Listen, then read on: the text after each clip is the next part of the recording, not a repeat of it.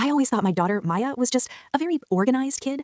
Back when I lost the restaurant and the world felt like it was collapsing around us, she started this habit. Every Friday, she'd insist on game night. I was exhausted, barely keeping my head above water, but she'd pull out that dusty Monopoly board and force a smile onto my face. I'm cleaning out her old room today. She's off at college now, and I found a small leather-bound diary tucked behind the radiator. On the first page, in messy third-grade cursive, it says, Operation Save Dad. I had to sit down on the edge of the bed. She had a checklist for every day of the week. Monday, tell Dad he smells like the best coffee. Tuesday, find a funny rock and put it in his work boot so he laughs when he puts it on. Wednesday, ask for help with math even if I know the answer so he feels like the smartest man in the world. The dates matched the worst year of my life. I remember that rock in my boot. I remember thinking, kids are so weird. I didn't realize she was watching me stare at the bills on the kitchen table. I didn't realize she saw me crying in the garage at midnight. There was a note from that December. It said, Dad didn't eat his dinner again. I gave my dessert to the dog so Dad wouldn't feel bad about us not having much. She was 8 years old. She wasn't playing games. She was holding the front line. She was the one keeping the darkness from swallowing me whole, and I was too blind to see the weight on her tiny shoulders.